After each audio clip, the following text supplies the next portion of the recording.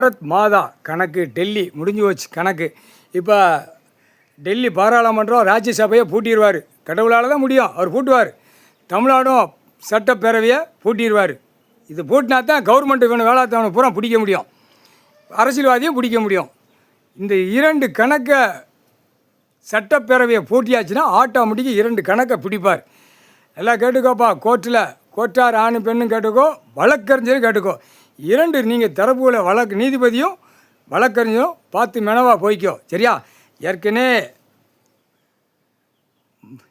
என்னத்தை சொல்ல, பயங்கர முட்டி மோதி நிற்கி பேப்பர் இல்லை, மொட்டையும் பேப்பர் இல்லை.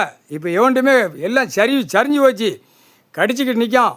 அதனால் பார்த்து மெனவா நீதிமன்றம் கோர்ட்டில் பார்த்தே போய்க்கோப்பா. நீதிபதியை பூரா பார்த்தே போய்க்கோ, வழக்கறிஞரும் பார்த்து போய்க்கோ, சரியா? நம்ம தான் தாட்டியம்னு நீங்கள் நிற்காதீங்கப்பா. கீழே வழக்கறிஞர்கள் இன்னைக்கு கணக்கு போட்டார், பார்த்துக்கோ.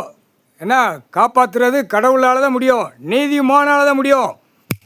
நீதிமன்றம் கோர்ட்டில் கணக்கு பார்வதி அம்மா மதுரை மீனாட்சி போட்டேன் கணக்கு. மதுரையில் வழக்கறிஞர் பூரா சண்டை நடக்கு, மெட்ராஸ் சென்னையில் நடக்கு. வழக்கறிஞரை கூப்பிட்டு பூரா கேஸ் கட்டி ஏற்றினோம், பூரா சண்டைக்காடு போட்டுக்கிட்டு இருக்கான். தெற்கு பாளையம் ராஜபாளையத்தில் வந்துக்கிட்டு இருக்குது, நெருங்கி வந்துக்கிட்டே இருக்குது. சிலுவத்தூர்லேயும் வந்துக்கிட்டு இருக்குது. இப்போ குளப்படியில் நிற்கி, சரியா? திருநெல்வேலியில் ரொம்ப மோசத்தில் நிற்கி, கன்னியாகுமரத்துலேயும் இருக்குது. அதனால் கணக்கில் போட்டாச்சு, பார்த்து கவனமாக பார்த்துக்கோ, கவனமாக போய்க்கோ. அதான் நம்ம சொல்கிற கணக்கு.